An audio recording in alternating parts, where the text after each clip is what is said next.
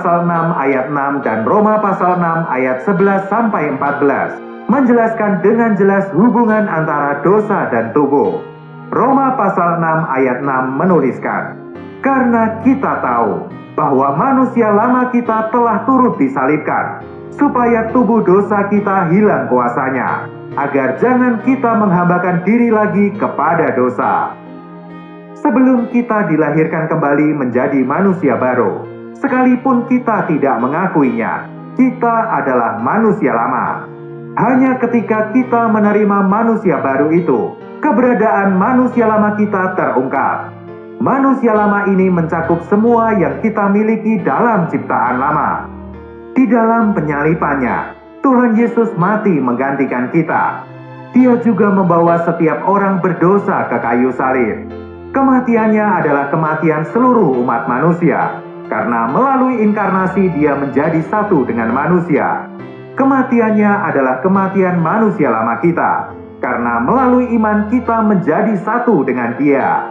Manusia lama kita telah disalibkan bersama dengan Kristus. Ini adalah sebuah fakta yang telah Tuhan genapkan bagi kita. Tujuan penyalipan kita bersama dengan Tuhan adalah agar tubuh dosa hilang kuasanya, agar kita jangan menghambakan diri lagi kepada dosa. Di sini kita melihat hubungan antara dosa dan tubuh. Kita melayani dosa karena tubuh dosa belum dihapuskan. Semua kuasa dosa ada di dalam tubuh ini. Basis dan benteng dosa adalah tubuh. Manusia adalah hamba dosa karena tubuh adalah hamba dosa. Bila tubuh tidak ditangani dengan salib, seluruh tubuh kita akan terjerat oleh dosa. Dari sudut pandang Tuhan, tubuh manusia sebenarnya adalah tubuh dosa, karena dosa adalah penggerak tubuh. Dosa dan tubuh berhubungan erat. Semua dosa yang dilakukan oleh manusia dipengaruhi oleh tubuh. Untuk memahami alasan ini tidaklah terlalu sulit, karena Yakobus pasal 1 ayat 15 menuliskan, "Dan apabila keinginan itu telah dibuahi, ia melahirkan dosa. Dan apabila dosa itu sudah matang, ia melahirkan maut." Akar dari dosa adalah keinginan atau hawa nafsu, dan tempat keinginan atau hawa nafsu bersembunyi adalah tubuh. Alkitab juga menggunakan istilah daging beserta segala hawa nafsu dan keinginannya. Sebenarnya tak terhitung banyaknya dosa yang berasal dari tubuh fisik kita. Karena bila suatu jenis keinginan ada di dalam tubuh, dosa yang terkait dengan keinginan itu akan muncul. Bila seseorang damba dibebaskan dari kuasa dosa dan tidak lagi menjadi hamba dosa, ia harus mengalahkan tubuhnya. Dalam Roma pasal 6 ayat 6, Rasul Paulus memberitahu kita tentang bagaimana Tuhan menyelamatkan kita dari belenggu tubuh, yaitu dengan membawa manusia lama kita bersama dengannya ke kayu salib, dengan demikian menghapus dosa tubuh. Menurut teks aslinya, frase hilang kuasanya dalam Roma 6 ayat 6 ini berarti dilumpuhkan, atau ditumpulkan, atau dibuat layu. Dengan pencapaiannya di kayu salib, Tuhan telah melumpuhkan dan membuat layu tubuh dosa kita, sehingga kita tidak perlu lagi menjadi hamba dosa. Tubuh masih ada. Hal itu tidak benar-benar dimusnahkan atau dihilangkan, tetapi semua keinginan yang adalah produk tubuh dibuat layu dan dihilangkan kuasanya oleh Tuhan. Sekalipun kita memiliki kelemahan alamiah yang kita warisi dari tubuh, kita masih dapat meraih kemenangan penuh melalui salib. Roma pasal 6 ayat 11 menuliskan, "Demikianlah hendaknya kamu memandangnya, bahwa kamu telah mati bagi dosa, tetapi kamu hidup bagi Allah dalam Kristus Yesus." Roma pasal 6 ayat 6 memberitahu kita 3 hal, yaitu fakta, tujuan, dan hasil. Mati bersama Kristus adalah fakta, tubuh dosa hilang kuasanya adalah tujuan, dan mengalahkan dosa adalah hasil akhir. Sedangkan Roma pasal 6 ayat 11 mengajarkan cara untuk mempraktekkan ayat 6, yaitu dengan memandang atau menganggap apa yang telah Tuhan genapkan sebagai hal yang nyata. Ayat 6 menuliskan bahwa manusia lama kita telah disalibkan bersama dengan Kristus, dan bahwa tubuh dosa telah dihilangkan kuasanya. Sekarang dengan percaya bahwa fakta ini benar, kita menerima pekerjaan salib Tuhan yang berhubungan dengan tubuh kita, dan segera kita akan melihat semua nafsu, keinginan jahat, watak dan kasih alamiah tubuh telah Roh Kudus letakkan di dalam kematian. Kemudian Roma pasal 6 ayat 12 menuliskan, sebab itu hendaklah dosa jangan berkuasa lagi di dalam tubuhmu yang fana, supaya kamu jangan lagi menuruti keinginannya.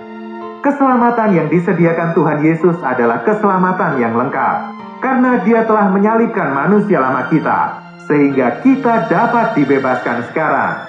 Bila dosa masih menguasai tubuh fana kita, hal itu karena kita memilih untuk membiarkan dosa berkuasa. Sebenarnya dosa sudah tidak lagi berkuasa. Masalah hari ini adalah masalah pilihan kehendak kita. Karena Tuhan Yesus telah menyalibkan manusia lama kita, masalahnya bukan apakah tubuh dosa dapat diatasi atau tidak, melainkan bagaimana kita memilih. Bila kita memilih untuk tidak membiarkan dosa menguasai tubuh kita, keinginan jahat dalam anggota tubuh tidak dapat memaksa kita untuk menyerah. Di sisi lain, bila kita tidak menggunakan kehendak kita untuk memilih apa yang telah Tuhan genapkan bagi kita, di dalam pengalaman kita masih bisa diperhamba dan melayani dosa. Banyak orang bertanya-tanya, mengapa mereka tidak melihat keefektifan kematian manusia lama atas diri mereka, sekalipun mereka telah percaya kebenaran itu. Meskipun kita percaya bahwa fakta dalam Roma pasal 6 ayat 6 adalah benar, kehendak kita harus melawan kuasa dosa seperti yang dinyatakan dalam Roma pasal 6 ayat 12. Hanya dengan demikian fakta yang digenapkan Tuhan akan menjadi efektif. Bila tidak, bila kehendak kita menanggapi dosa, kepercayaan kita tidak berpengaruh apa-apa. Sebelumnya tubuh dan dosa sangat menyatu, sehingga Alkitab menyebut istilah tubuh dosa. Sekarang karena keselamatan yang digenapkan Tuhan, orang percaya tidak perlu membiarkan dosa menguasai tubuh mereka lagi. Meskipun tubuh masih memiliki nafsu dan keinginan, orang percaya tidak perlu lagi mematuhinya.